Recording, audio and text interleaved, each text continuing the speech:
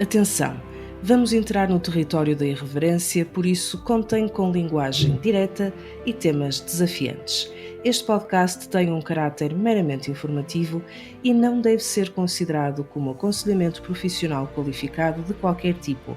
As opiniões expressas neste podcast podem não ser as da anfitriã ou as da Associação Ateísta Portuguesa. Saudações, caros primatas pensantes. O meu nome é Eva Monteiro e com a Associação Ateísta Portuguesa trago-vos o podcast quinzenal Homo Sem Deus. Caros primatas pensantes, hoje temos connosco um convidado cuja jornada até o ateísmo não começou propriamente com uma ruptura, mas com um despertar gradual. Um ateu latente que durante a pandemia encontrou finalmente o tempo e o foco para mergulhar no pensamento crítico e nas vozes que marcaram o movimento ateísta moderno. Foi aí que descobriu, talvez mais tarde do que gostaria, figuras como Christopher Hitchens, Richard Dawkins e tantos outros que iluminam o debate público sobre religião e racionalidade. Doutorado em Física, cresceu sem crença no sobrenatural ou em qualquer ser supremo, seja lá o que isso significar. A influência do pai, combinada com a formação científica e uma vocação natural para a dúvida informada, moldaram uma postura intelectual sólida. Não rejeita perguntas, mas rejeita respostas fáceis. Fascina-o a forma como o universo funciona e como o descrevemos. Não tem qualquer problema em dizer simplesmente não sei. Recusa rótulos que roçam devoções irónicas. Não é um ateu fervoroso, porque isso já entraria no território da adoração. Mas é sem dúvida um ateu profundamente convicto, rigoroso e intelectualmente honesto. Mário, é um prazer receber-te no Almoço em Deus. Bom dia.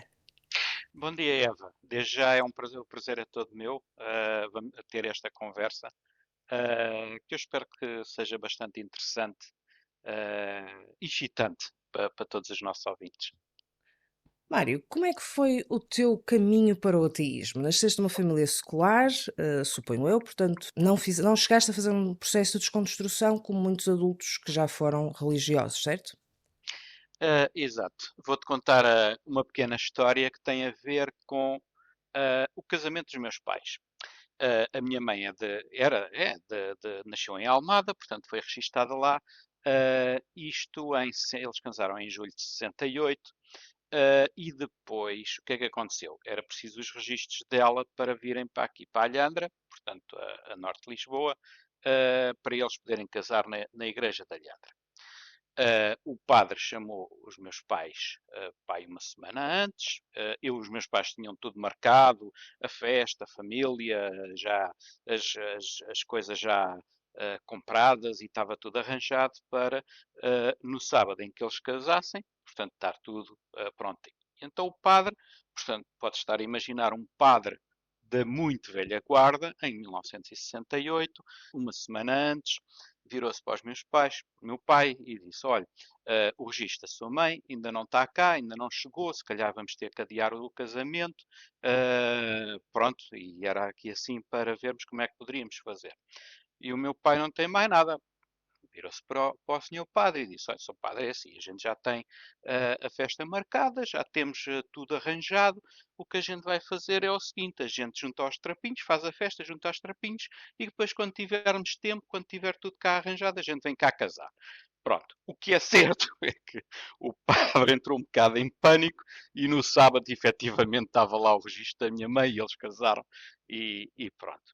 Assim se passou. É assim, o meu pai tem a quarta classe, fez a quarta classe, ele é extremamente inteligente, mas como, portanto, estamos a falar nos anos 50, perto dos anos final de 49, início de 50, ele começou a trabalhar muito cedo, tinha 10 anos, e muito rapidamente se apercebeu, mesmo quando estava na primária, e depois mais tarde muito se apercebeu que a conversa dos padres e das luminárias e dos pios e das pias não se aplicava a quem era muito pobre, ok? Portanto, aquilo era só mesmo para os ricos, e o meu pai desde muito cedo que teve uma consciência política, digamos assim, e daquilo que se passava à volta muito, muito, muito cedo. É assim, eu sempre cresci basicamente nesse ambiente. A minha mãe quando era antes de casar, especialmente a minha avó, era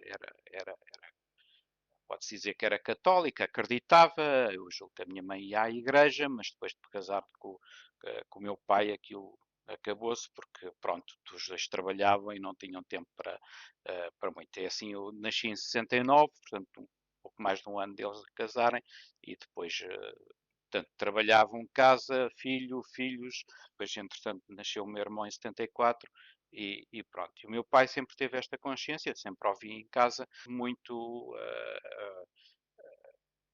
da injustiça, digamos assim. Não queria dizer contra, mas da injustiça da Igreja e da religião. Mas eu julgo que, ou seja, eu não passei por nenhuma, nunca fui à igreja, fui batizado, mas isso tinha pai, nem sequer um ano tinha 3 ou 4 meses, julgo eu. Aliás, já agora, esta semana falei com o padre da Alhandra e entreguei-lhe a cartinha da apostasia. Posso dizer que fiquei um bocado quase desapontado porque ele recebeu a carta, leu a carta e já está, nem perguntou nem porquê, nem coisa. E eu estava pronto para ir, se calhar, com uma conversa com ele e depois nada, não aconteceu nada. E eu, ok, pronto, tudo bem, pronto, em 5 minutos despachei-me de falar com o padre e pronto. E foi assim. Mas é assim, eu desde cedo que gostava de ciência, nunca acreditei no, no sobrenatural, em coisas fora de- daquilo que acontece na realidade, no mundo natural. Ok, as explicações são todas, para mim, são todas naturais. Se não tem explicação, há de ter um dia. É mesmo assim.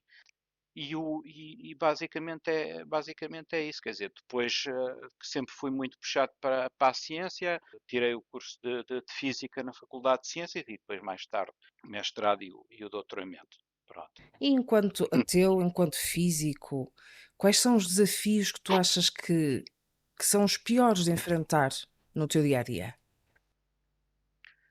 É assim, eu julgo que em Portugal, no mundo, as coisas, digamos, dependendo dos países, são muito diferentes de uns sítios para os outros. Evidentemente que há sítios em que tu dizes que és ateu, basicamente é uma pena de morte. Em Portugal e no mundo ocidental, e aqui já quase estou a excluir os Estados Unidos, porque isso já é um filme quase à parte neste momento. Nós ainda temos um país livre e ainda temos um país laico. Eu digo ainda porque a forma como as coisas estão a caminhar não são muito agradáveis. Especialmente eu vejo o crescimento da religião evangélica associada à extrema-direita. Não vamos aqui falar em cristãos. Aliás, eu acho que, não sei se foi ontem ou anteontem, li uma notícia que inclusivamente a religião cristã, os padres, bispos, etc., viam com muito maus olhos e estavam extremamente preocupados como as coisas estão a passar a nível da extrema-direita. Às vezes parece que eles ainda têm alguma consciência e efetivamente se preocupam enfim, com os mais pobres, com aquilo que, não, enfim, com os problemas que se estão a passar neste momento. E, por exemplo, saindo um pouco da religião, mas a nível das espiritualidades dos tarôs, das astrólogas, etc., temos eu vejo as televisões generalistas. Então, quando se fores ver os programas da manhã e da tarde, tens lá todo o tipo de burlas e mais algumas, é Mas, impressionante. ó Portanto, Mário, isto não podes negar à partida uma ciência que não conheces, não é? Já dizia Alcina o, Miranda, ou Alcina, como é que era? Não sei qual era o nome da senhora. Mas isto já existe, o que eu quero dizer com isso é, em tom de brincadeira, isto já existe na televisão nacional desde que eu era miúda, nos anos 90 já havia exato, videntes, era uma coisa horrível e continua a ser. exato. E, portanto, por exemplo, no caso das televisões generalistas, o ateísmo, a ciência, o pensamento crítico, está fora praticamente da audiência. Porquê? Porque também não dá audiências. Por outro lado, por exemplo, eu aqui há uns tempos atrás dei uma vista de olhos pelos censos, pela evolução dos censos. E posso dizer, por exemplo, em 2001, 340, à volta de 340 mil portugueses declaram-se sem religião. Em 2011, 615 mil. Em 2021, 1.200.000, ou seja, praticamente tem duplicado o número de pessoas que diz que não têm religião, ok? Portanto, vamos já passar, portanto, entre o ateu e o não ter religião, que é um pouco diferente, ou seja, tem duplicado praticamente a cada 10 anos, e isso dá-me esperança, ou seja, há um aumento, pelo menos das pessoas que se declaram sem religião e possivelmente que não acreditam e que não acreditam em Deus. Claro que isto às tantas vai ter um patamar, mas apesar, digamos assim, deste crescimento que temos vindo a verificar da religião em Portugal, não só em Portugal, mas noutros sítios e noutros países, há, eu diria, mais descrentes, o maior número de descrentes em Portugal. E isso dá-me alguma esperança. Por outro lado, eu creio que este crescimento dos evangélicos tem mais a ver, se calhar, com uma fuga da Igreja Católica. Uns fogem porque não querem ter religião, outros fogem e querem ter religião e vão ter a outro tipo de cristianismos, ou outro tipo de fés. Por isso, se calhar, também é uma questão de estarem a ficar um bocadinho mais extremados. Dirias que sim? Sim, isso eu concordo. Apesar de tudo, apesar de todos os defeitos e feitios da religião católica, neste momento em Portugal julgo que é um pouco mais moderada do que as religiões evangélicas e outras, não só evangélicas, que são mais extremadas, são mais Politizadas uh, também, não é? também politizadas, mais, enfim, Com maior culto, influência de vida, não é? exato, portanto, com o culto muito, muito, muito forte. Por isso, vamos ver, provavelmente vai haver, provavelmente será, por um lado, um movimento para a não crença e, por outro lado, para estas religiões mais, eu diria, mais radicais. No entanto, no census, estas pessoas dizem que acreditam em Deus, portanto, não estão de certeza no número de pessoas que se declara sem religião. Portanto, isso aí, quem se declara sem religião, julgo que não acredita em Deus, em nenhum Deus e pronto.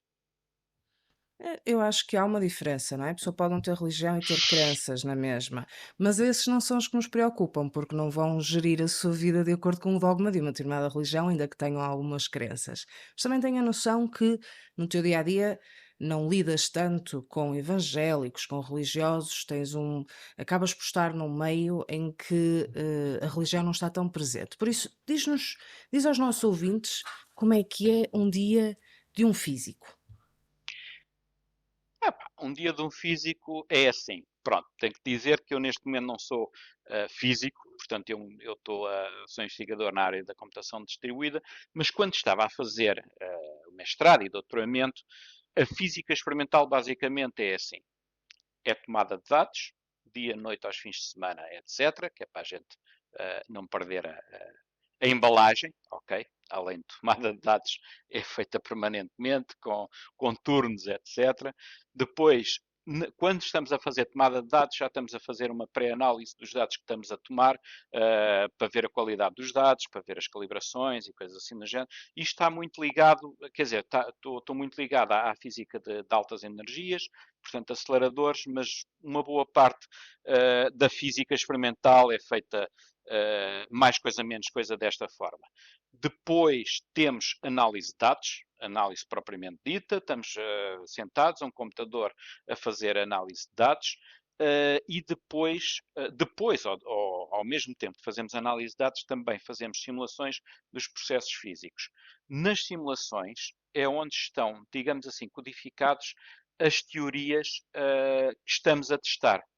Portanto, se nós tivermos uma ou mais teorias da física que queremos testar, fazemos simulações e os dados das simulações são comparados com os dados que nós tomamos das experiências e comparamos para ver se aquilo que estamos a simular é compatível ou não com aquilo que temos dos dados. Basicamente é isso.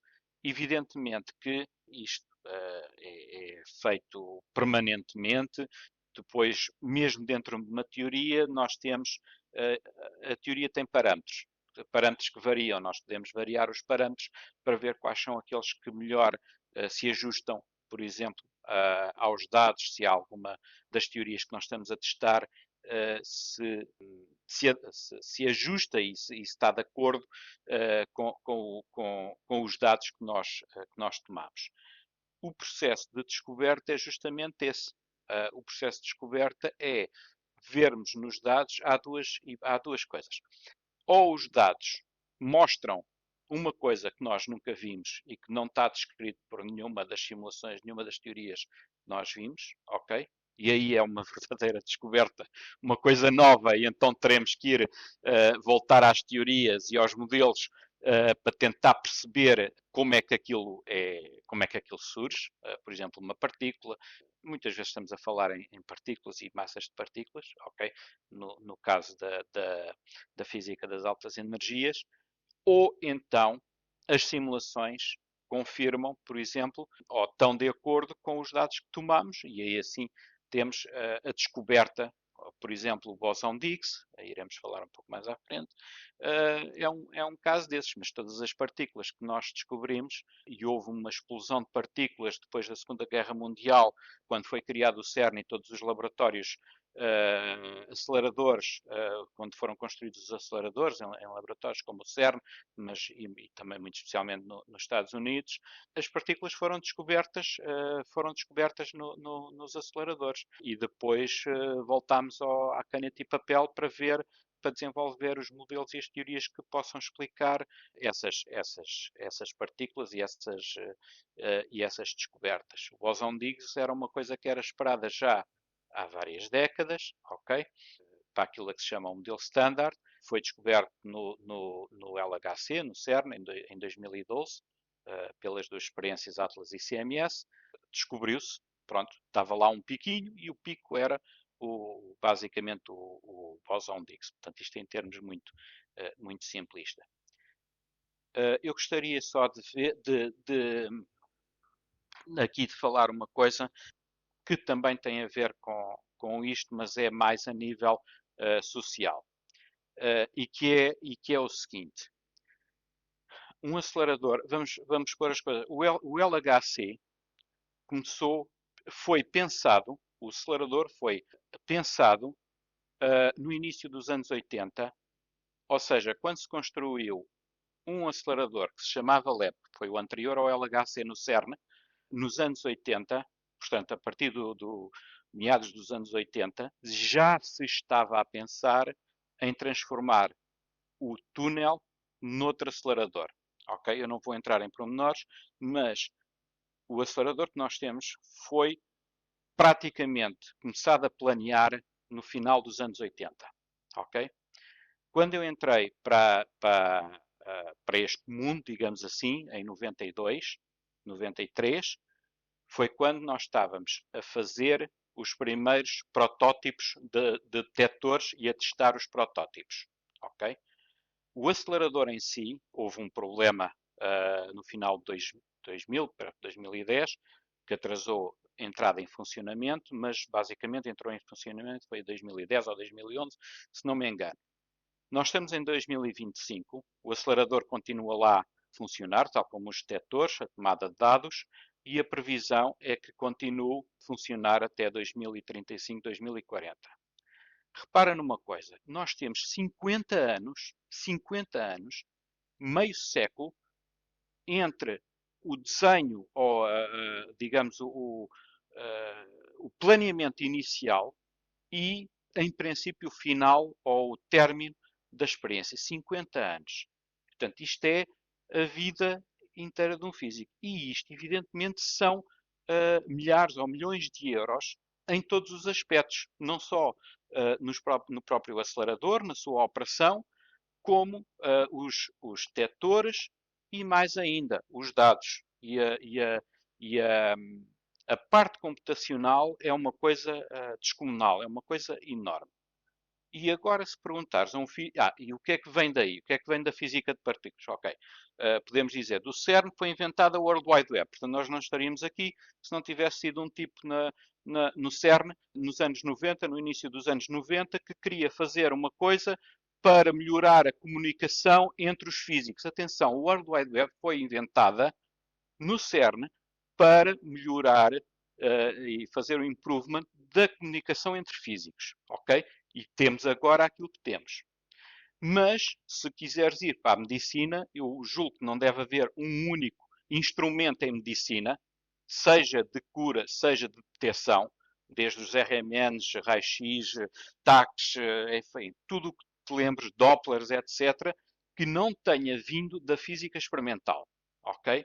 No entanto, se tu perguntares a um físico e ele for verdadeiramente honesto, e eu vou ser completamente honesto contigo, porque é que tu gastas milhares, milhões de euros e então para o espaço é outro filme, porque é que tu gastas milhares, milhões de euros nestes instrumentos? Eu digo-te, por pura curiosidade humana, não é por mais nada, não é para avançar na medicina ou na química ou na tecnologia, não é nada disso. É pura curiosidade humana. Portanto, basicamente é isso. Portanto, as coisas que se descobrem em física, mais cedo ou mais tarde, e há várias provas disso, vão afetar e vão ter impacto na sociedade. Ok? Portanto, não se pode dizer que a física ou a investigação fundamental, que pode demorar anos ou décadas, não venha a ter impacto forte na física, na sociedade e na tecnologia Acho como que as nós pessoas temos esquecem agora. disso, não é? Não achas que as pessoas esquecem facilmente que a tecnologia não é uma coisa que evolui à parte da ciência? A tecnologia é ciência, vem precisamente das coisas que são feitas nos laboratórios de física, de química, das pessoas que estão a investigar, se calhar, outras coisas. Eu não sou da área das ciências, mas estudei mecatrónica automóvel. E uma das coisas que mais usávamos era um produto chamado WD-40. E de onde é que veio o Exato. WD-40? Hoje em dia, nós não conseguíamos estar a impermeabilizar fios elétricos ou eletrónicos dentro de um carro se não tivéssemos WD-40, que surgiu precisamente por causa da ciência que estava a ser desenvolvida para a exploração espacial. Por isso, é Exato. importante sempre notar isto, não é? Que a tecnologia é um subproduto da ciência e se não fizermos ciência com essa vontade de conhecer mais, também não vamos conseguir ter melhores vidas, incluindo na medicina, com certeza. É. Eu só queria um pontinho rápido, que é o seguinte. Em 1905, Albert Einstein, escreveu 3 artigos que são provavelmente os artigos quase mais importantes alguma vez, e foram feitos no mesmo ano. Portanto, tu tens neste momento GPS precisos por causa da teoria da relatividade de Einstein, tens painéis solares por causa do efeito fotoelétrico explicado por Einstein e, portanto, a outra parte foi a parte estatística de estatística de gases, que tem outras aplicações. Portanto, é assim, tu tens neste momento, passado praticamente 100 anos, tecnologia em que a base teórica foi desenvolvida, descoberta, há mais de 100 anos atrás. E aqui nem sequer estamos a falar também na altura da mecânica quântica. Mas isso é outro filme que a gente depois diremos mais à frente. E há pouco falávamos, ou falavas do bosão de Higgs, e eu pergunto-te, porque acho sempre esta uma questão interessante, tinhas-lhe chamado partícula de Deus? Aqui eu vou-me pôr nos pés de quem o descobriu. Eu acho que o Peter Higgs, por acaso ele faleceu o ano passado, em abril de 2024, não lhe passou pela cabeça passar-se por Deus. Portanto, o Peter Higgs, que é o físico que descobriu, teoricamente, através de um mecanismo chamado quebra espontânea de simetria, mas não vou entrar muito. Eu depois talvez explique um bocadinho muito simplisticamente, porque isto é uma coisa bastante complicada. Portanto, nunca lhe passaria passar-se por Deus. Portanto, o bosão tem o nome do senhor, basicamente. Portanto, foi proposto em 1960, ok? Portanto, só agora, nos últimos anos, é que alguém inventou que era a partícula de Deus. Pronto, sei lá por que carga d'água, mas pronto. Além disso, bosões há muitos, ok? É como aos chapéus. Bosões há muitos. É Por como aos exemplo, deuses, também há muitos deuses, não é? É por isso é para todos os gostos. a única diferença é que estes existem e foram observados e os outros não. Mas pronto. Portanto, como eu tinha dito, foi descoberto em 2012 no LHC. Aliás, o Higgs, o Peter Higgs e outro senhor, François Englert, ganharam o prémio Nobel, portanto, em 2012 ou 2013, já não me recordo, porque previram e depois foi descoberto o bosão, portanto é uma peça essencial no modelo standard da física das partículas. Porquê? Porque através deste mecanismo, que eu disse, quebra espontânea de simetria, quando esse mecanismo se dá, surge o bosão de Higgs e todas as partículas antes do mecanismo tinham massa zero, passam a adquirir massa. Portanto, basicamente pode-se dizer, em termos simples, que o bosão de Higgs dá massa às outras partículas todas. Mudando um bocadinho de assunto, é assim, por exemplo, há outro bosão bastante conhecido que é o fotão. E ninguém diz que o fotão é uma partícula de Deus. Né? Mas também é um bosão. Né? Se calhar é porque ninguém... pronto, toda a gente vê o bosão, mas ninguém vê Deus. Pronto. Por muito que vejas, não consegues ver Deus. Agora, o bosão de Higgs, efetivamente, é aquele que, através deste mecanismo, dá massa às outras partículas. O que é a simetria? Eu vou dar uma analogia muito simplista do que é a simetria. Por exemplo, se tu tiveres gelo, os cristais de gelo têm uma dada simetria. Imagina que tens uns cristais de gelo que têm uma simetria, por exemplo, hexagonal. Ok? Quando tens a passagem de gelo à água, a simetria da água é maior do que a do gelo, porque enquanto que o gelo tens, por exemplo, uma simetria de 6, ou seja, tens que andar um ângulo, um sexto de 360 graus, para obteres a mesma visão, digamos assim, a água é como se fosse um círculo. Tu se desviares um bocadinho, um ângulo por mais pequeno que seja, continuas a ver o mesmo. Ou seja, tem uma maior simetria do que o gelo. É isso que ocorre. Ou seja, quando tens grande temperatura, a água tem uma temperatura maior do que o gelo. Quando tens grande temperatura, tens maior simetria. E quando há quebra, ou seja, tens uma transição de fase para o gelo, a simetria diminui. Ok? Portanto, isto é em termos muito simplistas. Uma das incógnitas da natureza que a física moderna tem enfrentado, e creio eu continuará a enfrentar, é a questão da matéria escura. Nós sabemos que ela existe, não sabemos muito mais acerca dela, não é? Achas que este desafio, que carece de descobertas, está a auxiliar o argumento do Deus das falhas? Antes de irmos a esse tipo, vou-te contar uma pequena história. Quando andava na escola, ou seja, na faculdade, nos anos 90, no início de 90, e durante muito tempo, desde a relatividade geral de Einstein, que os físicos, eu quando digo nós, nós pensávamos que o universo tinha uma taxa de expansão que estava a desacelerar. Tudo indicava isso por várias razões físicas. Uma delas era o próprio, é porque na expansão do universo, ou seja, no universo, pelo menos até essa altura, há, digamos assim, duas espécies de forças opostas que determinam a expansão do universo. Uma delas é a própria expansão, a taxa de expansão, e a outra é a gravidade. A gravidade tenta atrair os objetos, seja planetas, estrelas, galáxias, etc. Tudo o que tem massa atrai-se e, no entanto, nós vemos coisas afastarem-se cada vez mais rápidas e isso tem a ver com a expansão, ou seja, com o esticar do próprio universo. Portanto, é como se fosse uma espécie de antigravidade A expansão é como se fosse uma antigravidade. Portanto, essas duas forças determinam a taxa de expansão do universo. Portanto, no início dos anos 90, até ao início, mais ou menos início dos anos 90, nós pensávamos que o universo estava a expandir-se, mas de forma desacelerada. Depois, no final de 90, nos anos 90, início de 2000, se não me engano, observações, e especialmente a observação de umas coisas chamadas supernovas de classe 1, que pensa-se,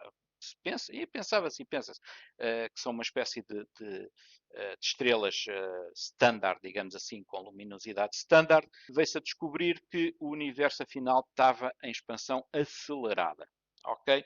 E foi efetivamente nessa altura que surgiu a hipótese da matéria, tanto da matéria como da energia escura. Porquê escura? Porque é escura porque ninguém sabe o que ninguém vê, primeiro, é escura porque ninguém vê.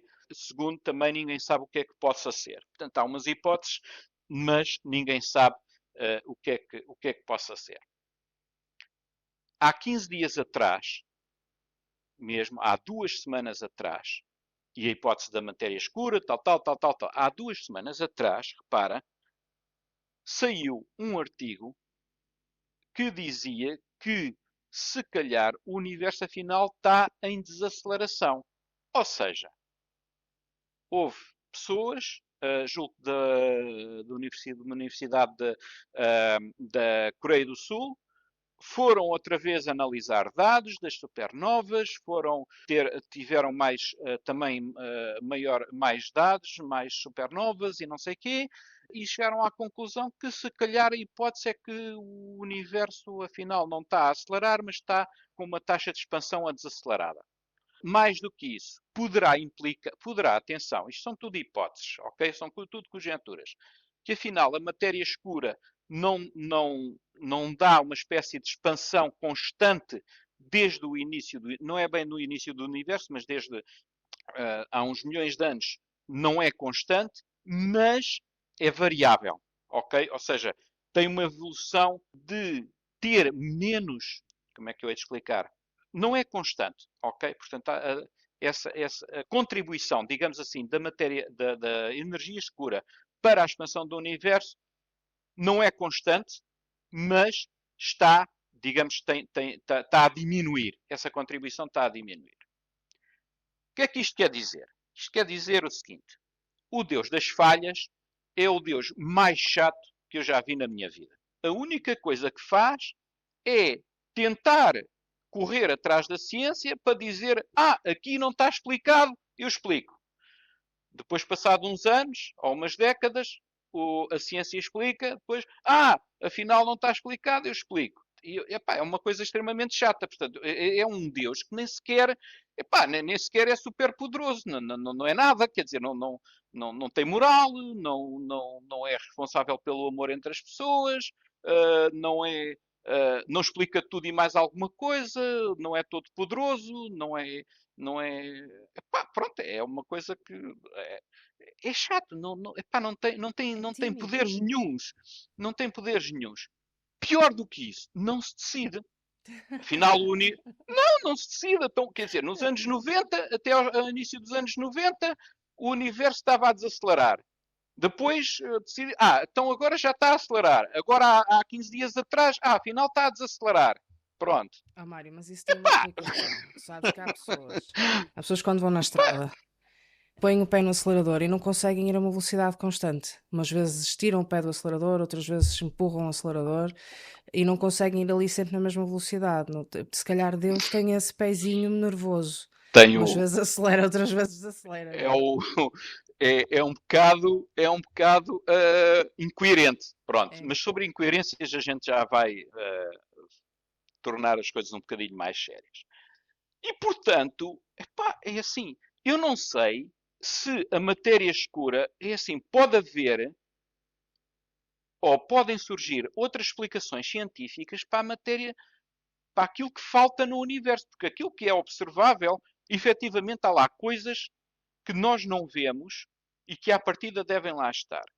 Agora, o que é, nós não sabemos. A matéria, a energia escura, A matéria é escura porque nós não vemos. É tão simples como isso. Em nenhum momento do espectro nós não vemos. Podemos ver o efeito que alguma coisa tem sobre aquilo que vemos. Se tu tiveres imagina que tu tens apenas para simplificar, o Sol e a Terra. A Terra gira à volta do Sol porque o Sol exerce a força da gravidade sobre a Terra. Se o Sol fosse invisível e a Terra tivesse o mesmo movimento, tu podes calcular que há uma coisa lá no meio que não vês, mas que lá está e que tem aquela massa. Portanto, e a matéria escura e a energia escura é um bocado, especialmente é um bocado isso, ou seja, não é, apesar de não veres, tu vês os efeitos indiretos nos outros corpos, naqueles que vês. E como tu medes o movimento dos outros corpos todos, das galáxias, tudo o que tu vês, tu inferes aquilo que não está lá. Portanto, há lá de estar alguma coisa a fazer, a exercer essa força. Podes não ver, mas está lá. O que é? Pá, não sei, ninguém sabe. Por isso é que se diz que é escuro. O raio-x, quando Röntgen diz que era os raios-x, é X, porque é X de incógnita. Ele não sabia o que é que aquilo era. Por isso disse que era a variável da matemática X, porque não sabia o que é que era. Havia lá qualquer coisa a fazer, a interagir de uma forma que se conseguia ver e medir pelos aparelhos científicos, portanto, isso existia, mas o que era não se sabia. Portanto, e por isso é que ele disse que era os raios-x. A matéria escura e a energia escura é exatamente a mesma coisa. Evidentemente que há hipóteses de física, né, em modelos para o que possa ser, mas não se sabe. E muita da física que é realizada, muita da física é feita com observações indiretas, ok? E as observações indiretas também valem, porque têm efeitos observáveis em coisas que nós vemos e que nós medimos. A nossa conversa tem tido aqui uma constante, que é medição e dados. Medição e dados. Nós estamos a observar, estamos a tirar dados e estamos a estudar os dados. É isso que falta, no fundo, à religião. Não há dados. E como não há dados, nós não temos razão para acreditar. E essa ausência de crença é aquilo que mais irrita quem é crente e é aquilo que menos é compreendido, que o ateísmo é uma ausência de crença. E, no entanto, somos muitas vezes acusados de ter uma crença. E essa crença é de que algo veio do nada, que os ateus acreditam numa coisa que é preciso ter mais fé do que na religião, que é algo veio do nada. No entanto, este é um debate filosófico que nunca se esgota, o da criação ex nihilo. Aquilo que eu diria como não crente é que são os religiosos, no fundo, que acreditam em algo do nada, não é? Deus criou algo do nada. Mas este é um debate que vai para a frente e para trás. Nós acusamos os crentes de acreditarem nisso, eles acusam-nos a nós de acreditar no mesmo. Aquilo que eu te pergunto é, do ponto de vista física, faz sequer sentido falar em nada para falarmos de uma criação ex nihilo? Pronto. O nada é preciso definir o que é o nada. Portanto, seria preciso definir o que é o nada. Segundo, o espaço vazio, o vácuo, não é nada. Porque existe uma coisa, e foi, enfim, não é medida, mas surge de uma teoria que está mais que estabelecida e mais que provada, que é a mecânica quântica, que se chamam flutuações quânticas do vácuo. Para explicar as flutuações quânticas do vácuo, é como se tu tivesses partículas e antipartículas a serem criadas e aniquiladas muito rapidamente. O muito rapidamente quer dizer que não violam o princípio de incerteza de Heisenberg. E o princípio de incerteza, isto para explicar o seguinte, o princípio de incerteza de Heisenberg, se calhar pode ser explicado da seguinte forma.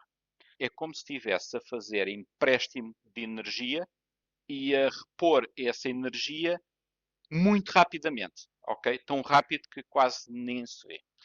Imagina que eu vou roubar um banco. Eu roubo um banco. Portanto, se eu demorar muito tempo, eu vou ser detectado, vou ser preso, porque... Mas se eu imediatamente, depois de roubar o banco, repor o dinheiro que lá estava, sem ninguém dar por isso, é exatamente este fenómeno. Ou seja, tu és tão rápido que ninguém deu por isso. as flutuações quânticas do vácuo é como isto.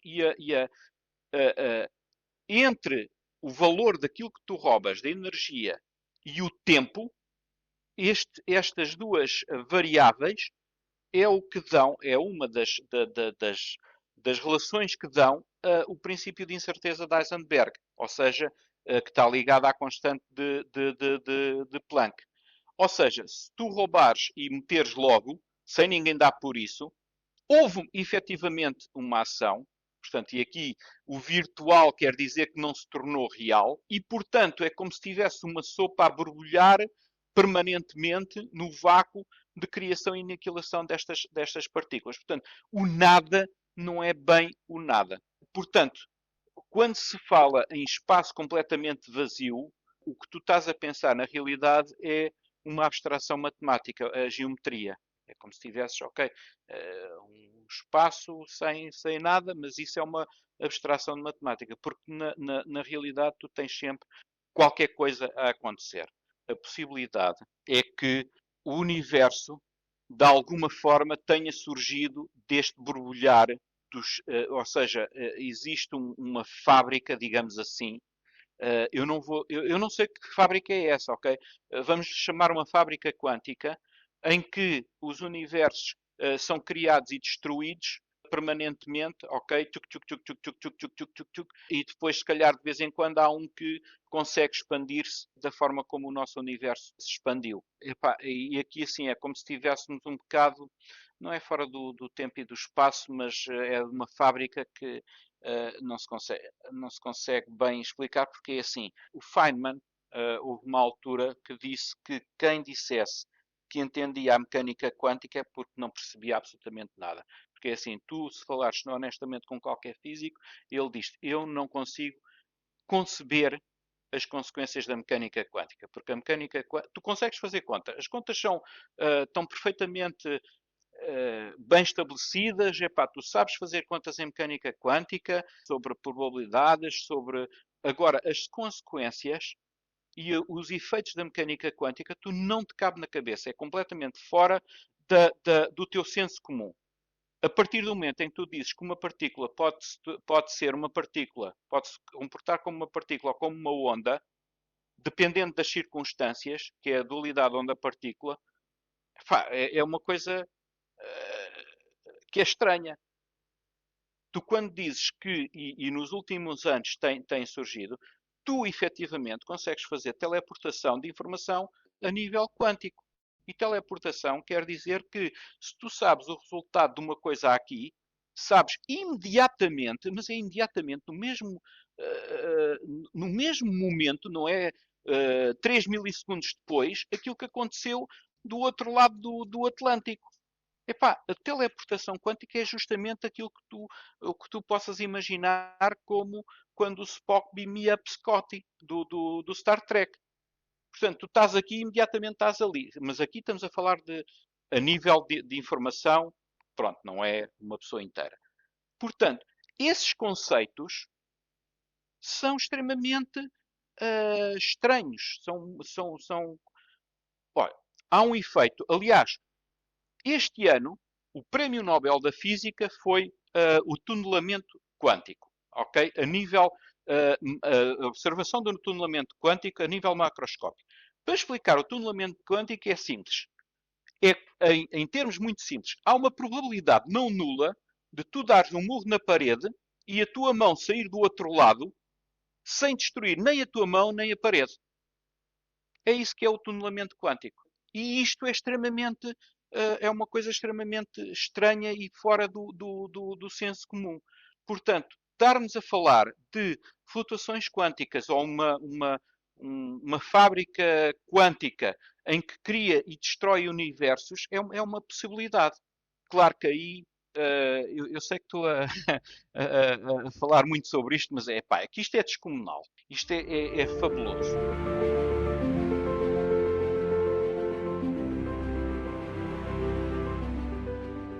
Queridos primatas pensantes, se estão a gostar deste episódio, sigam-nos nas redes sociais da Associação Ateísta Portuguesa para mais conteúdos exclusivos. E para se manterem atualizados, visitem aateístaportuguesa.org e não se esqueçam de deixar uma avaliação de 5 estrelas na vossa plataforma de podcasts preferida. Ajudem-nos a chegar a mais ouvintes.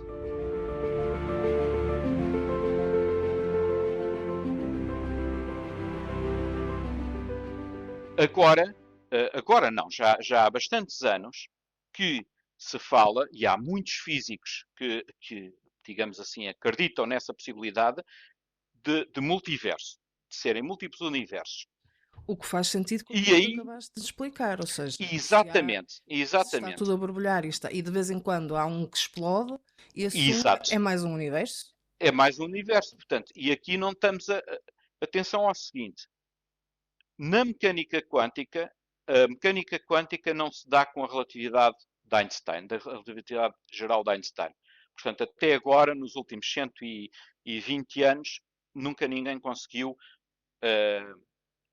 juntar, digamos, provar que as duas teorias tivessem no mesmo sítio. Há muitas teorias que fazem essa unificação, mas nenhuma delas ainda foi, digamos assim, verificada, etc. E estamos a falar de coisas como supercordas, supersimetria, gravitação quântica de loops. Aliás, a gravitação quântica de loops é muito gira, porque é assim, na gravitação quântica de loops não há espaço nem tempo. Ou antes, o espaço e o tempo são discretos. Até assim, tu estás a pensar, por exemplo, no espaço-tempo como uma coisa contínua. Não te mete na cabeça que aquilo possa ser discreto, ou seja, pode ser aos saltinhos. E, no entanto, tu tens teorias, aliás, muitos dos físicos que trabalham nisto, às vezes trabalham mais a fazer matemática para descrever estes fenómenos, a desenvolver de matemática para descrever estes fenómenos, do que propriamente a fazer física. Depois também estão de lá chegar à física. Mas tu não consegues imaginar que o espaço, tu não vais de um ponto ao outro, ou seja, se fores à escala de Planck, mais uma vez, o raio da escala de Planck, aquilo é tudo aos saltinhos, aquilo é discreto, aquilo não passas de um ponto para o outro passando por todos os intermédios, como é na matemática. Na matemática tens uma coisa contínua e aquilo passa, vais de um ponto ao outro, seja por espaço ou tempo, passando por todos os pontos intermédios. Não. Nestas teorias, o espaço e o tempo são discretos. Nestas teorias chama-se loop quantum gravity, em inglês. Em português é de laços. A teoria quântica gravítica de laços, ou coisa assim no género. Essas teorias não têm como variáveis o espaço e o tempo, como estão todas as outras teorias. Por exemplo, na mecânica clássica ou mesmo na mecânica quântica, tu tens a evolução ao longo do espaço e ao longo do tempo. Aqui não. Aqui nem sequer tens a fábrica espaço-tempo por baixo. Tens uma espécie de trama com laços que as partículas evoluem e são uns laços entrelaçados à escala. É assim. Eu não consigo explicar melhor. É extremamente interessante, mas isto é só para veres que a física, a maior parte das vezes, e das descobertas físicas, são mais espetaculares do que qualquer filme de ficção científica que tu possas imaginar. E é mais espetacular do que qualquer Deus até agora possa imaginar. Eu até agora nunca vi nenhum livro, nem a Bíblia, o Corão, a Tora, as escrituras e não sei o quê, a dizer, epá, isto é assim, está aqui, a teoria é, sei lá, são supercordas, ou a teoria é uma coisa assim do género, e é descrito, está aqui as equações todas. Eu nunca vi nada disto, é assim, eu nunca vi nenhuma descrição em lado nenhum de qualquer previsão. Vamos lá ver, a única coisa que consegue prever o futuro é a ciência. É verdade, é assim.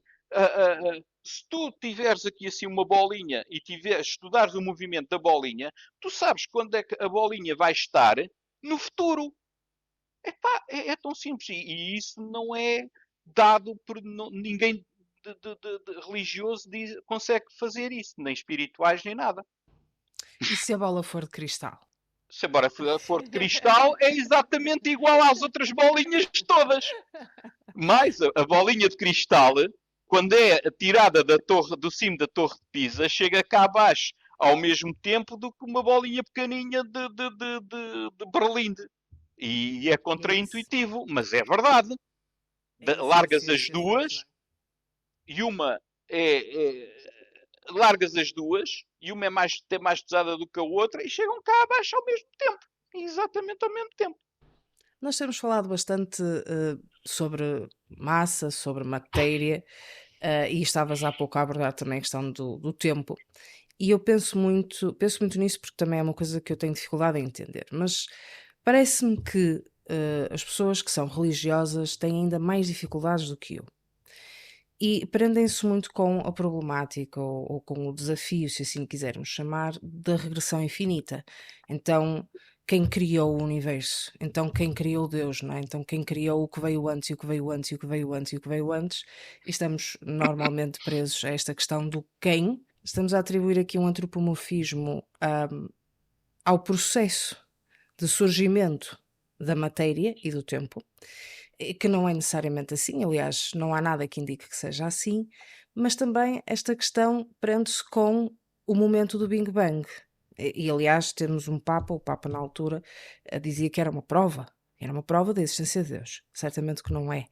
Mas aquilo que os crentes mais perguntam é: então, como é que tu lidas com o problema da regressão infinita se não tens ali um elemento consciente que é o primeiro elemento de criação?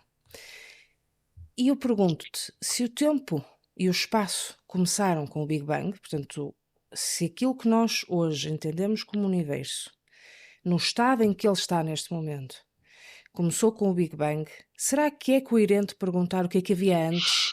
Porque antes não havia tempo, não é?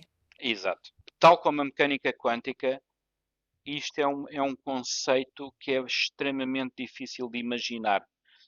Epá, eu não sei. É assim, quando se diz, nós temos, por exemplo, este caldo quântico, borbulhante quântico, em que os universos podem surgir ou não, e diferentes, ok, uma espécie de multiverso, aquela fábrica não tem espaço nem tempo, é muito difícil de conceber isto. Evidentemente que quando se diz existe um criador, mas existe um criador aonde?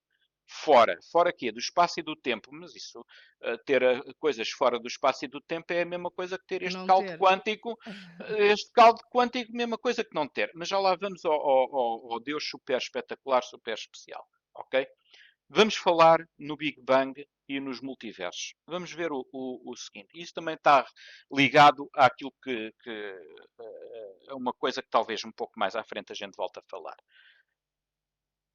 Aqui há uns anos atrás, houve um tipo que definiu 4 níveis de multiverso. O que é que se quer dizer com 4 níveis de multiverso? É 4 tipos de multiverso. O primeiro é como se tivesse estas bolhas, este caldo, que estão muito tão afastadas umas das outras, que tu não consegues, tu só consegues ver este universo, mas para lá, o que é que quer, eu não sei o que é que isso quer dizer, o para lá. Para lá dessa bolha, deste universo, podem haver outros e completamente diferentes. Neste ponto, este tipo de multiverso, as leis da física, as leis naturais, eu vou falar em leis físicas ou naturais, sejam aquelas que nós já descobrimos, sejam aquelas que ainda venhamos a descobrir, ok? Vamos só falar um bocado abstratamente em leis naturais ou leis da física. São as mesmas e as constantes, atenção, as constantes da física, já lá iremos também, também são as mesmas, ok? Portanto, são multiversos que são parecidos uns com os outros. Depois há outro nível de multiverso que é o multiverso quântico, ou seja, quando tu fazes uma experiência em mecânica quântica, por exemplo, se tu tiveres a probabilidade de sair cara ou sair coroa, é como se houvesse um branching, uma separação em dois, ok? Cada decisão, entre aspas, ou cada resultado quântico separa num outro multiverso. Ou seja, é como se tivesses multiversos em que existem milhentos outros universos em que tu também existes, mas que tomaste a decisão diferente daquela que tomaste neste, ok? Portanto, isto é o multiverso quântico, entre aspas, ok? E porquê? Porque este tipo de multiversos, portanto, é passível de imaginar porque nós sabemos o que é a mecânica quântica, ok? E que é correta até chama-se to the best of our knowledge. Portanto, a mecânica quântica é correta to the best of our knowledge. Isto quer dizer que todas as experiências que nós fizemos até agora, bastante precisas, etc., aquilo está correto. Os dois últimos são os mais espetaculares, ok? Há um em que os multiversos, cada universo tem constantes diferentes, constantes da física diferentes, mas as leis da física, as leis naturais, são as mesmas. E finalmente, o último é o mais espetacular de todos, que é multiversos em que as estruturas matemáticas, as leis, são diferentes. O que é que acontece? Imagina agora isto. Porque é que, em princípio, nós nunca iremos descobrir se é um multiverso e que tipo é que é? A interação que nós temos, imagina os dois últimos. Quando nós avançamos na ciência e nós detectamos coisas com instrumentos que são feitos com as leis físicas e as constantes físicas deste universo. Nós não conseguimos, à partida, detectar coisas com outras leis físicas, porque estes instrumentos têm estas regras e as regras são estas leis físicas. Como é que nós iríamos detectar uma coisa que obedece a leis físicas diferentes ou a constantes físicas diferentes? Epá, eu não consigo imaginar. Eu ouvi um argumento que há pouco tempo atrás que a possibilidade para detectar os multiversos seria se o nosso universo colidisse ou interagisse de alguma forma com outro multiverso e do resultado dessa interação houvesse como é que se chama? Ripples, qualquer coisa que resultasse Ondas. disso, umas ondas ou uma coisa Consequências, não é? qualquer, uma consequência que nós conseguíssemos medir. Mas Ok? isso Mas não mesmo que poderia nós. mudar as nossas regras também do nosso universo? Não, Esse não, não. É contacto? assim. Estamos coisa. É assim. Possivelmente é assim. Tu não fazes ideia. É assim. Porque tu o quê? Tu só fazes. Todas as tuas teorias são feitas neste universo. Todas as tuas medidas, todas as tuas observações são feitas neste universo com estas regras. É assim, tu podes ainda não ter descoberto todas as regras do universo, ou seja, todas as leis, a última lei, a unificação, não sei o quê, não sei o que mais. Mas, epá, tu nunca podes ir para além das leis naturais que tu tens. E depois vamos a Deus por causa desta história.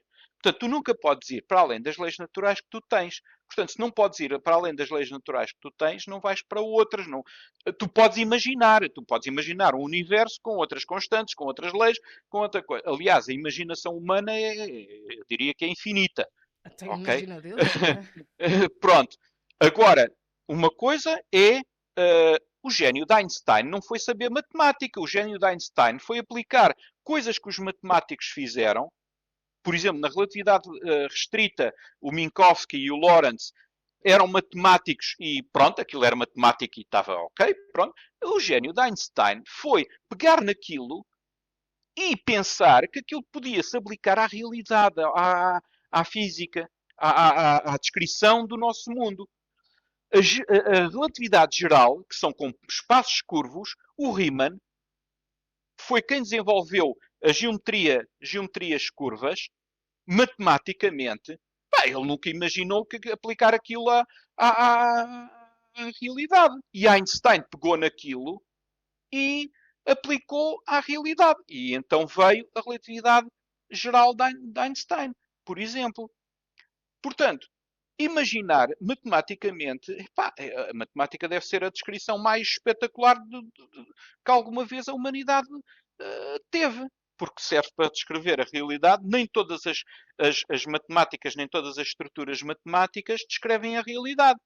Mas poderiam descrever outras realidades, outros universos. Mas tudo o que a gente mede, tudo o que a gente observa, tudo o que a gente faz é segundo as leis que nós temos neste universo. Sejam aquelas que já descobrimos, sejam aquelas que a gente venha a descobrir. Mas é assim. Pronto. Agora, o ponto de estar uma consequência de um choque de dois multiversos completamente diferentes, pá, eu não seria, uma pessoa não sabe se as coisas estão a ocorrer, ou seja, se é como se fossem umas ondas que surgissem especiais, que vêm de outra coisa, quer dizer, se a gente nunca saberia se aquilo é o choque com outro multiverso completamente diferente ou será um fenómeno completamente novo que depois mais tarde seria explicado por uma evolução ou por a descoberta de umas novas leis. Portanto, o multiverso para mim, isto é a minha opinião, pronto, há muita gente, por exemplo, Neil deGrasse Tyson e há muitos outros físicos que acreditam que acham que temos um multiverso de alguma forma, um destes multiversos. Aquilo que eu acho é que nunca iremos saber. Acho que é um bocado como Deus, quer dizer, nunca irás saber. Pronto, não sei se é por aí ou não. É uma explicação plausível, pronto, dentro das leis e daquilo que conhecemos, mas não sei. Há pouco falavas das constantes fundamentais e eu tenho noção, apesar de não perceber muito disso, que é exatamente isso que dá a sensação daquilo que os britânicos e os americanos chamam de intelligent design ou fine tuning, não é? A ideia de que tudo está perfeitamente alinhado para que haja vida no universo. E vida inteligente neste caso. A mim não me faz sentido porque eu penso, não, é porque calhou de serem essas as constantes que depois, como consequência, acaba por surgir vida. Mas a maior parte das pessoas considera que se alguma destas constantes estivesse desviada por 1 milímetro, então não teríamos vida. Logo, há um Deus que criou estas constantes para que a vida pudesse existir. Achas que isto pode ser sinal de design inteligente, de ajuste fino do universo, ou que é uma consequência apenas do facto das coisas serem assim? O primeiro comentário que eu vou fazer é comentário, não é meu, portanto é um pessoal que, pronto, ou físicos que já a coisa é assim. O universo não é fine-tune para a vida. Não é certeza absoluta, absoluta, absoluta. Portanto, senão, para já, não tínhamos demorado 13 ou 14 bilhões de anos a surgir como vida, não estaríamos aqui assim sujeitos a tempestades e coisa tudo a querer matar-nos. O universo quer nos matar. Atenção, o universo quer nos matar. Terceiro, nós não conhecemos até agora mais ninguém. Imagina, se fosse para a vida, havia vida em 500 milhões de bilhões de planetas, que eu acredito que exista vida. Epá, é plausível que exista vida extraterrestre em algum planeta. Não sei se é exatamente igual à nossa ou completamente diferente, mas se fosse para a vida, dizia 500 milhões de bilhões de planetas com vida, tinham surgido logo após o Big Bang e já se conhecia toda a gente uns aos outros. Atenção, nós até agora pensamos que somos os únicos, a humanidade é os únicos com vida inteligente. Portanto, isso é a primeira coisa. A segunda coisa é assim, tal como eu tinha dito, pá, nós, como seres inteligentes, surgimos neste universo, neste planeta, porque por uma série de coisas ínfima, com probabilidade ínfima, mas lá conseguimos surgir. Temos inteligência, temos coisas para. Vamos lá ver. Aquilo que nós medimos e as nossas leis são aquelas que estão a reger este universo. Tal como disse, por exemplo, na plausibilidade de multiversos, tu não fazes ideia se tivesses leis diferentes e constantes diferentes, mas vá, as mesmas leis e constantes diferentes, tu não fazes ideia do que é que poderia ter surgido nessas circunstâncias. Não sabes, nem nunca vais saber. Ok? Mas poderia, plausivelmente, poderia acontecer. Porquê? Porque tu medes as coisas tu medes e observas as coisas que aqui estão, neste universo com estas leis. Agora, se fossem imagina, se fossem outras constantes, se fossem diferentes, claro que não irias ter vida exatamente igual àquela que nós temos, com a consciência que nós temos, mas ninguém te diz que não tivesses outro tipo de vida, ou outro tipo de consciência, outro tipo, pá, não sei, qualquer coisa. Segundo, constantes fundamentais. Epá, isso também, vamos lá ver. Havia um tipo, que era da Faculdade de Ciências, era talvez 3 ou 4 anos mais velho que eu. Ele está não sei se é no Imperial College ou coisa assim do género, ele é físico teórico. Ele aqui há uns anos atrás pôs a hipótese, e aliás até foi bastante, ele tem um livro e tudo, que se chama o João Magueijo. Ele pôs, não foi ele veio de orientadores que também tinham essa hipótese e ele desenvolveu, em que a velocidade da luz não era constante ao longo da vida do universo. Pronto, para explicar coisas sobre a origem do universo, sobre a inflação, etc. A hipótese dele era não haver a velocidade da luz ser constante. Agora repara numa coisa, imagina o que é a velocidade da luz nas teorias que nós falámos há bocado de quânticas de gravitação, com laços em que o espaço e o tempo, a velocidade da luz é uma velocidade. É x a dividir por t, é espaço a dividir por tempo. Agora, imagina nessas teorias em que o espaço e o tempo são discretos. Pá, aquilo, a velocidade da luz anda assim aos saltinhos por um lado e para o outro, não é? Pronto. Segundo, outra constante que chama-se constante de estrutura fina é uma constante sem dimensões, o que quer dizer que quaisquer que seja o sistema, seja quilogramas ou metros ou inches ou aquilo que seja, qualquer que seja o sistema de unidades que tu uses, é sempre a mesma agora. Aliás, essa constante basicamente dá-te a intensidade da força eletromagnética. Ok? Basicamente, em termos simples, é isto. E chama-se constante de estrutura fina. No entanto, ela não é constante. Portanto, se aumentares a temperatura, estás a perceber, a constante é menor. Portanto, e aliás, em inglês, diz que é running coupling constant. Ou seja, a constante não é constante. Depende da energia, por exemplo. Portanto, estas coisas, e no entanto parece ser muito fundamental porque dá a força com que os teus eletrões ligam aos teus prótons no núcleo. Estás a ver? E no entanto, se aumentares muito a temperatura, aquela constante já não é a mesma.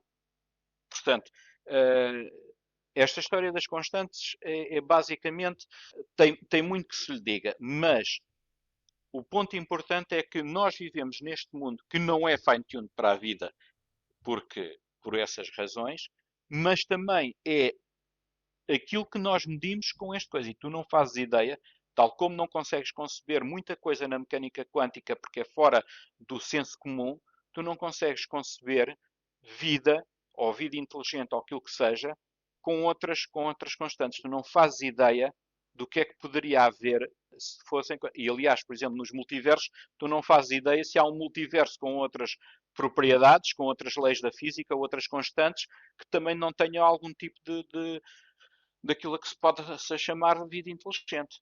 Ou seja, nem estas constantes são assim tão constantes, nem estas constantes são assim tão pró-vida quanto isso, não é? É. Acabamos por ter aí uma resposta até muito interessante para os crentes que nos abordam. E esses crentes também dizem que é a fé que oferece sentido para a vida, que é a fé que lhes dá a moralidade e que é essa moralidade que nos agarramos enquanto seres humanos nesta terra que supostamente um Deus escondido criou. Ora, como físico, como ateu, como cético, onde é que encontras o espanto para a vida e o sentido de existência e onde é que vais buscar a tua moralidade? A moralidade foram os meus pais e a escola e o ambiente em que eu vivo me deram. Eu não tive nenhum padre, não tive nenhum religioso a dizer que não sei o quê. Aliás, tu falares com qualquer ateu, ele diz pá, a moralidade é um bocado, pá, é o senso comum, é o viver em sociedade, é o coisa. Não houve nenhum padre, não houve ninguém, eu não li a Bíblia para ir lá buscar, e tal, sim, não deves matar, pronto, ok. Mas isso também é história de moralidade, o não deves matar, não deves assassinar, não deves roubar, até isso é relativo. Mas quando tens que defender de alguém que te quer matar, às vezes podes não ter outra alternativa se não defendeste. Se fores tão pobre que estejas a morrer de fome, se calhar roubas a maçã lá da árvore lá do outro senhor para poderes comer. Portanto, mesmo esse tipo de moralidade não é tão trivial nem straightforward como dizem os mandamentos. Mas adiante. Isto tem a ver com a moralidade. Agora vamos falar de Deus. E agora vamos falar do Deus mais espetacular deles todos. Ok? Vamos falar do Deus, supostamente, que é o mais espetacular deles todos, que é uma espécie de intelligent designer, uma mistura de intelligent designer com um Deus da religião cristã, muçulmana, etc., que é todo bom, todo poderoso, todo não sei quantos, e que fez isto tudo, etc. O Deus que fez isto, vamos assumir então que existe esse Deus. Esse Deus, para já, claramente fez as leis da física e estas constantes. Pronto, claramente. O que é que acontece? Acontece o seguinte, porque se ele fez estas leis da física e estas constantes, das duas uma, ou foi incompleto, ou seja, quando fez as leis da física, as leis naturais, com estas constantes, não meteu lá tudo, ou seja, ele tirou das leis da física e das constantes a moral, o amor, o sentimento de umas pessoas pelas outras, aquilo a que se chama muitas vezes espiritualidade. E, portanto, é um bocado incoerente porque o tipo inventou leis da física e depois não meteu dentro das leis da física essas propriedades. Ou então o tipo inventou as leis da física e, ao ter inventado as leis da física, também pôs a moral, o amor, o sentimento, etc., lá dentro. Isto quereria dizer que as leis naturais que nós temos, e aqui estamos a falar, por exemplo, também teorias da neurociência, comportamentais, biologia, etc., é tudo explicado através destas leis. Se for esse Deus que fez as leis da física e que meteu tudo lá dentro, então não sei, assim o gajo fez isto e foi-se embora e tchau, beijinhos, foi-me embora e pronto, e agora deixei isto tudo a correr. Depois é outra coisa, é assim, este Deus claramente não faz milagres, não pode. Este Deus não pode fazer milagres, porque senão é um tipo completamente incoerente, porque faz leis da física naturais e tudo é explicado com estas leis naturais e depois tem uma necessidade premente de fazer um milagre. E a definição de milagre é um evento ou um acontecimento que não é explicado, que está fora das leis naturais. Portanto, se o gajo fez as leis naturais e depois faz milagres, é um bocado estúpido porque, quer dizer, é incoerente, né? Então, por carga d'água é que está a fazer as leis naturais to begin with. Deixar aquilo tudo, é assim, ele pode fazer aquilo que quiser. O Deus omnipotente, omnipresente, que faz milagres, etc., é um Deus incoerente. Pronto, incoerente porque é assim, então não tinha que fazer as leis naturais. Pronto, deixava aquilo, conforme. Até podia mudar as leis naturais conforme lhe apetecesse. Hoje é uma coisa assim, amanhã é outra coisa assada. O Deus, mesmo este, o mais interessante deles todos, seria o gajo que fez as leis naturais e, dentro das leis naturais, consegue explicar toda a parte da sociologia, da interação entre as pessoas, do amor, da moral, disto e daquilo e não sei quantos, da relação entre as pessoas, a evolução dos animais, ou seja, isso tudo. Mas aí, se calhar, já não estamos a falar de um Deus, porque é assim, o Deus é o contrário da explicação por leis naturais. Por exemplo, aqui ponho, por exemplo, eu tenho visto algumas coisas de Spinoza, e mesmo Einstein dizia que se acreditasse em Deus era o Deus de Spinoza. Spinoza, na altura que era complicado negar tout court Deus, então disse, ok, pronto, se calhar a natureza é Deus. Ou a natureza, as leis naturais, portanto é Deus. Mas não é, nunca seria, eu aí não, acho que teria de discordar, se calhar é demasiado da minha parte com Spinoza, porque as leis naturais é o oposto de Deus, porque Deus é uma coisa sobrenatural. Sobrenatural está acima da natureza, está acima, está fora das leis naturais. Portanto, por definição, digamos assim. Portanto, se nós estamos a dizer que foi um tipo que imaginou isto tudo, então mais vale tirar o tipo e a gente continua a ter isto tudo. Acima de tudo, é um Deus absolutamente desnecessário, não é? Exatamente. Não é preciso colocar essa variável em nenhuma equação para termos os resultados corretos. Então, considerando os desafios que enfrentaste, os desafios que identificas na sociedade portuguesa de hoje, que conselhos darias a um jovem ateu que os possa estar a enfrentar? Esta foi a única pergunta que eu não pensei. É assim, um jovem ateu. É assim, as pessoas aqui Portanto, evidentemente, se estivermos a falar com pessoas que estejam a duvidar, que sejam religiosas e que estejam a duvidar, claro que aconselho é juntar-se a nós, ter estas discussões connosco, ver os nossos pontos de vista, não, perceber os nossos pontos de vista. E isto também já é um bocado aquilo que, um bocado não, muito, mesmo muito daquilo que tu fazes, que é discutir estas coisas com pessoas que são ainda religiosas ou que estão com dúvidas, etc., a ver se elas conseguem atingir também, ou perceber o nosso ponto de vista e estes argumentos. Portanto, aqui não é o jovem ateu, mas é o jovem, diria quase o jovem que talvez esteja a caminho de ser ateu. Porque quando é ateu, como nós já cá estamos. Aquilo que nós temos que fazer é tentar divulgar, é tentar chegar o mais possível, também tem a ver com, digamos assim, a promover a laicidade daquilo que já é em papel na nossa sociedade.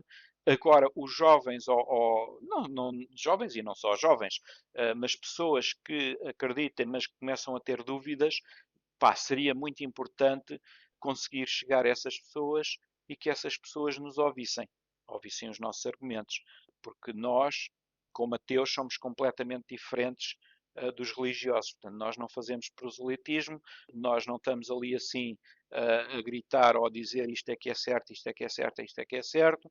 Muito pelo contrário, como eu mencionei várias vezes, há muita coisa, aliás, há mais coisas que, quase de certeza, há mais coisas que nós não sabemos do que aquelas que sabemos, e basicamente é tentar fazer ver, ou tentar que essas pessoas percebam que dizer não sei não é mau, não é terrível, não é coisa. Não, pronto, É o início, não basicamente, é? exato. Esse é exatamente o ponto de partida, é o início de tudo, é dizermos não sei. Se não conseguirmos dizer não sei, normalmente não conseguimos avançar no conhecimento, não é? Exato. Só um ponto é que eu vejo a religião como é uma coisa estática, é uma coisa que, aliás, eu diria mesmo, em certa medida, a religião é contra a natura. E eu vou explicar porquê. A Porque tudo se religião, move exceto ela. exato, mas não é só isso. A pessoa humana, por natureza, é curiosa. Se dedicar à religião, é porque deixou de ser curioso. Portanto, aqui voltamos outra vez à curiosidade. Gastar estes milhares, milhões de euros ou de dólares ou aquilo que seja em instrumentos científicos para perceber, para ver, para tentar perceber o que é que está mais além, cada vez mais preciso. Eu não falei aqui, mas eu tinha-me esquecido. O telescópio James Webb entrou em funcionamento, foi para o espaço há 4 anos, foi em 2021, se não me engano. Tem sido uma revolução nestes últimos 3 ou 4 anos com a observação do James Webb, que é uma coisa descomunal, que como nós não tínhamos há décadas com um instrumento. Porque não se sabe se o universo é mais velho ou mais novo, porque há estrelas ou galáxias que se formaram muito mais cedo do que aquilo que deviam em relação à idade do universo. Ou seja, é como se tivesses, é como se o universo tu nascesse e tivesses logo na adolescência. O James Webb descobriu galáxias em que, quando nasceram, parecia, se nós tivéssemos a idade do universo correta, quando nasceram, já estavam na adolescência, não passaram pela infância, pelo bebê, pela infância, e isso é descomunal. Porquê? Epá, não sei, mas epá, há de se perceber. Mas é assim, é altamente excitante. Também nós pensávamos que o universo a gente quando imagina o universo, quanto muito imagina uma bola, um balão e está tudo lá dentro, ok? E aquilo é tipo homogéneo, a curvatura, aquilo é tudo homogéneo. E afinal, se calhar, não é tão homogéneo como isso. Há sítios que aquilo tem, imagina aqueles balões com umas orelhas e não sei o quê, aquilo lá, há sítios que aquilo vai mais para além do que para outros. Portanto, isso é absolutamente, epá, é fabuloso. E estarmos a viver um tempo em que temos estes instrumentos para o ano, vão entrar em funcionamento, não sei se é espectrómetros e telescópios, para serem mais precisos, justamente por causa desta história que eu falei, tem a ver com a matéria escura, com a idade do universo, etc., que nos vai permitir ser mais preciso e ter medidas mais precisas para tentar perceber o que é que se passa afinal no nosso universo. Portanto, e porquê? É milhões, milhares de... É por pura curiosidade humana. E na religião, no espiritismo, já lá está tudo explicado, tu não precisas de ir à procura de mais nada, acabou-se a curiosidade. E a curiosidade é uma propriedade, eu diria, quase intrínseca. Nós avançamos como civilização por causa da curiosidade, mais nada, por observação e curiosidade. Nós não avançamos porque ficámos ali sentados. Deus mandou os raios e não sei quê. E continuamos aqui sentados. Foi porque Deus quis. Continuamos aqui sentados. Não, é pá. Por isso é que eu digo que a própria religião é até contra a natura da natureza humana. Pergunta surpresa, Mário. Algum dia, esta não estava planeada, mas eu tenho muita curiosidade. Chuta. Algum dia a religião vai terminar? Algum dia vamos nos livrar disto? Eu diria, eu diria que possível. Epá, isso é muito difícil de. Isso quereria dizer que a humanidade como um todo, eu diria que haveria sempre algum pockets, mesmo que seja pequenos grupos ou coisa assim do género, que continuariam a acreditar num Deus. Eu acho que isso, pronto, eu disse que a religião era contra a natura da humanidade, mas por outro lado, o acreditar no sobrenatural advém um pouco da natureza, não sei se é da natureza humana, se é da condição humana, porque tu sabes perfeitamente, já se chegou a discutir este tipo de coisas, a religião prolifera entre as pessoas mais pobres, menos instruídas, etc. Nem sempre, mas muito, digamos, se calhar se fizéssemos uma estatística, sim. E se calhar isso nunca irá acabar. Eu diria que talvez vá haver sempre, mesmo que a ciência avance e mais pessoas acreditem e sejam mais racionais, tenham um pensamento crítico, etc., eu diria que haverá sempre um grupo, mesmo que seja pequeno, de pessoas que acreditará nos espíritos e na religião e no Deus. Vamos continuar com esperança de que esse grupo diminua cada vez mais e que o grupo que tem a curiosidade própria do ser humano continue a aumentar, como tem aumentado. Mário, da minha parte, obrigada pela partilha e obrigada pela presença no Almoço em Deus. Eva, eu é que agradeço bastante. Pronto, eu às vezes entusiasmo um bocado, mas isto é entusiasmante. E obrigado a todos. Obrigada, Mário. E com esta me despeço. O meu nome é Eva Monteiro e continuarei a ser sempre Homo Sapiens, sem Deus.